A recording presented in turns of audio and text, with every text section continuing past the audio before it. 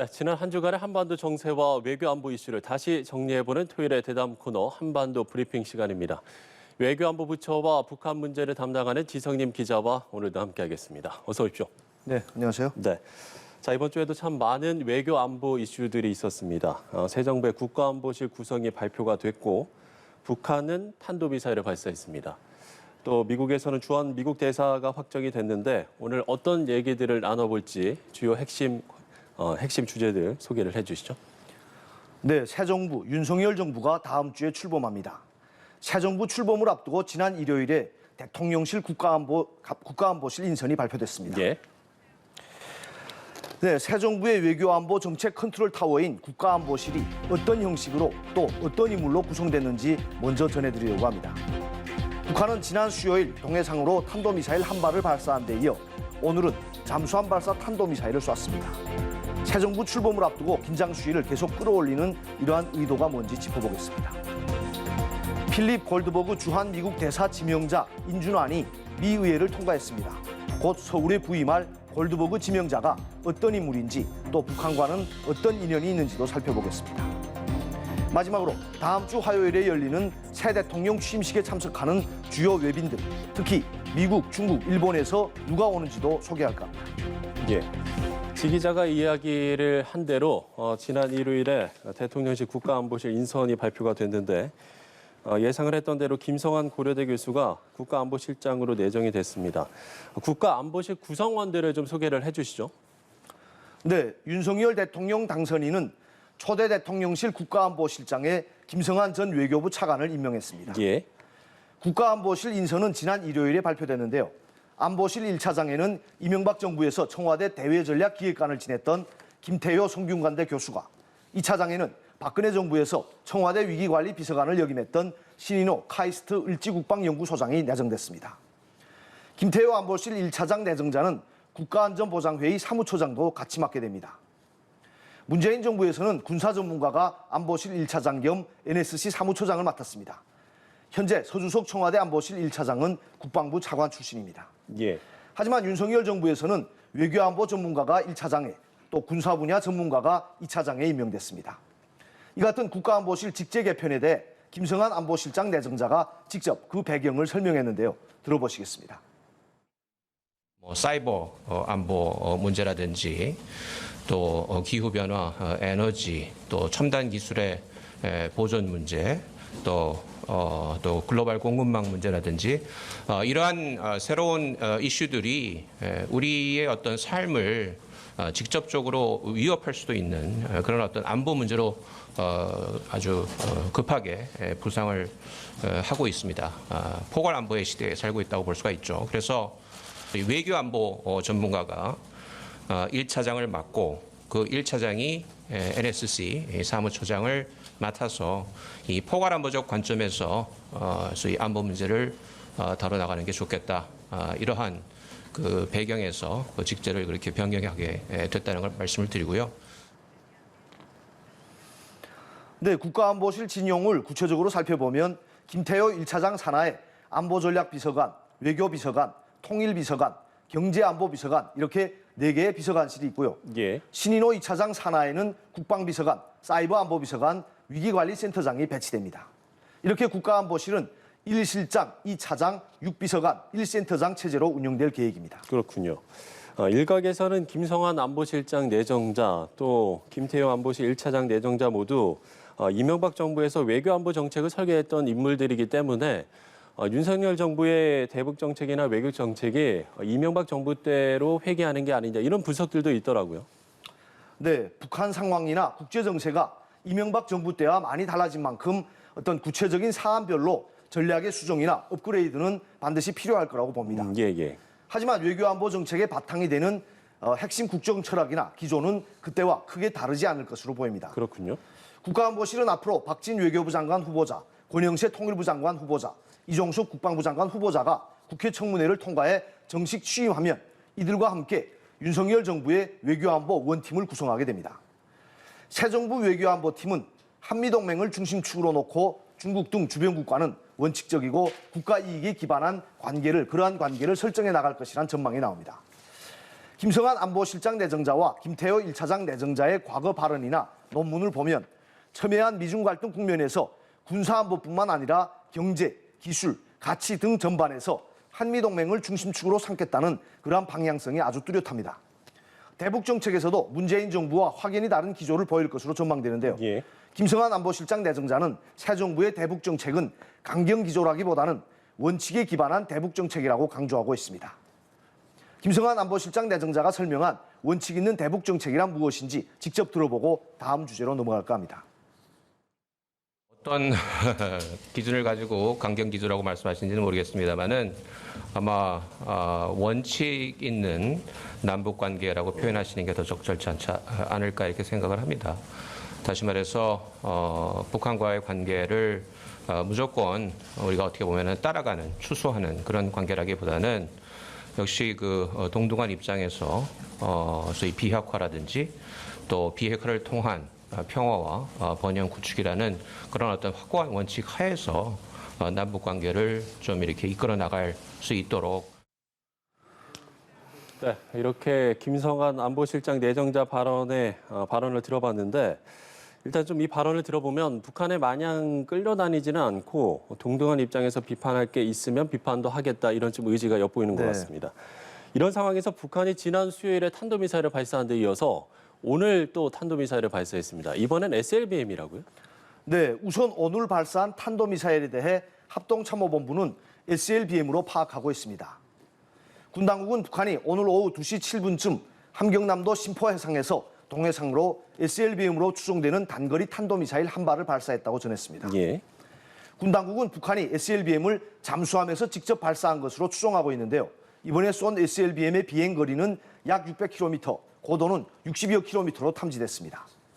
북한이 사진을 공개해야 구체적으로 알 수 있겠지만 합참이 공개한 재원상으로는 전술 SLBM일 것으로 추정됩니다. 예. 북한이 4월 25일에 진행한 조선인민혁명군 창설 90주년 기념 열병식에는 미니 SLBM으로 불리는 전술 SLBM과 처음 공개된 신형 전략 SLBM이 등장했습니다. 비행거리, 특히 고도를 봤을 때 오늘 발사한 SLBM은 전략 미사일급은 아닌 것 같고 전술 SLBM 성능 향상을 위한 시험 발사일 것으로 보입니다. 전략 미사일은 주로 대미용으로 사용되며 대남용인 전술 미사일보다 사거리가 훨씬 길고 탄두의 폭발력도 매우 강력합니다. 앞서 북한은 지난 4일에도 평양 순안 일대에서 동해상으로 탄도미사일 한 발을 발사했습니다. 당시 낮 12시 3분쯤에 발사된 탄도미사일의 비행거리는 약 470km, 최고 고도는 약 780km였으며 최고 속도는 마하 11로 탐지됐습니다. 군과 전문가들은 당시 북한이 대륙간 탄도미사일급인 화성 15형을 사거리를 줄여 발사했을 것으로 분석했습니다. 북한은 보통 미사일을 발사하면 다음 날 발사체 재원과 발사 장면이 담긴 사진을 공개해 왔습니다. 하지만 지난 4일에 쏜 미사일에 대해서는 오늘까지도 침묵하고 있는데요. 예. 그래서 화성 17형 시험 발사에 나섰다가 실패했기 때문에 보도를 생략한 게 아니냐 이러한 관측도 제기됩니다.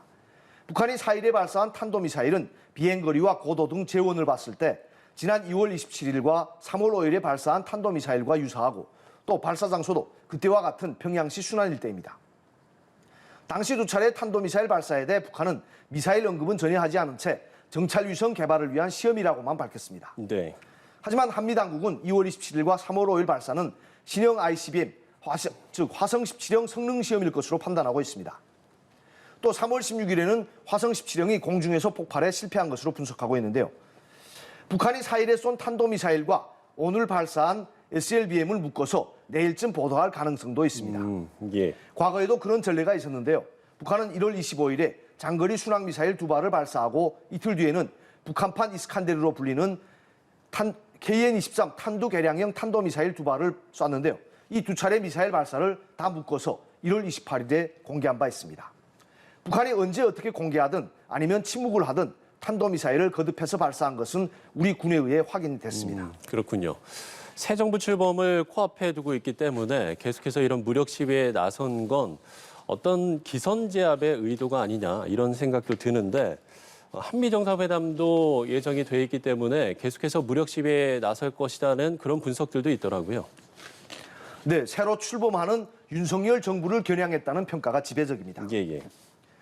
윤석열 대통령 당선인과 새 정부 외교안보 라인에 배치된 인물들은 남북 대화에 열려 있지만 하지만 북한의 도발에는 단호하게 대처할 것이다. 이러한 입장을 거듭해서 밝혀왔습니다. 특히 굳건한 한미동맹을 바탕으로 북한의 도발을 억제하겠다는 방침인데요.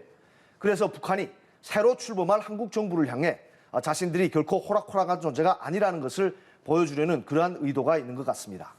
또 이번 주에 거듭 이뤄진 미사일 발사는 오는 21일 서울에서 열리는 한미 정상회담을 앞두고 계속해서 강력한 무력 도발에 나설 것임을 시사하는 일종의 신호탄이다. 이런 분석도 나옵니다. 예. 미국 백악관은 조 바이든 미국 대통령과 윤석열 대통령 당선인의 한미 정상회담에서 북한 문제가 주요 의제가 될 것이라고 이미 밝혔습니다. 그러면서 회담에서 바이든 대통령이 확장 억제 약속은 철통 같다고 밝히는 등 한국 정부와 안보에 대해 분명한 약속을 할 것이라고 강조했습니다. 따라서 북한으로서는 윤석열 정부의 첫 한미 정상회담에 신경이 곤두설 수밖에 없습니다.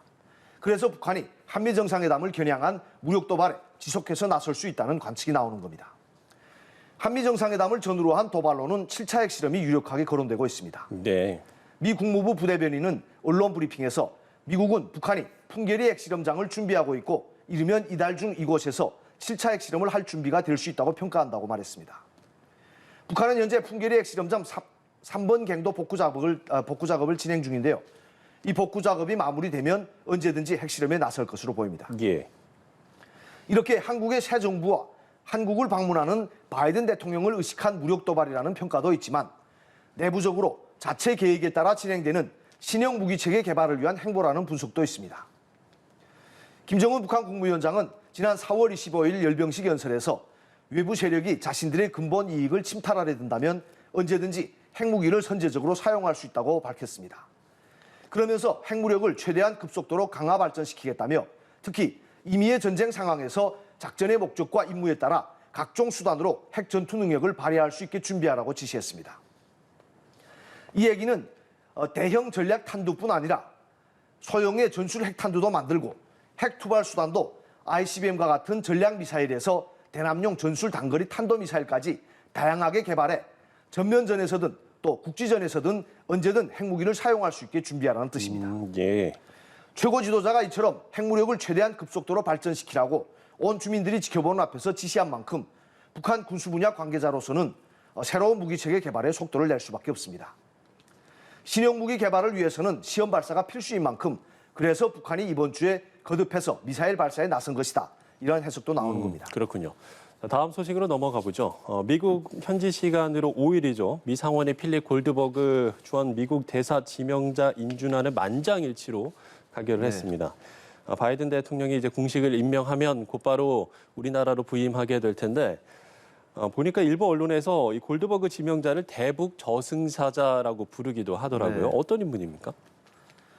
네, 필립 골드버그 주한 미국 대사 지명자는 지난 2월 11일 바이든 대통령으로부터 지명을 받았습니다. 그리고 지난달 7일 미 상원 외교위원회 인사청문회를 거쳐 이번에 그 인준안이 본회의를 통과한 겁니다. 예. 골드버그 지명자는 정통 외교관 출신으로 미 국무부가 외교관에게 부여하는 최고직위인 경력대사 타이틀을 달고 있습니다. 그렇군요.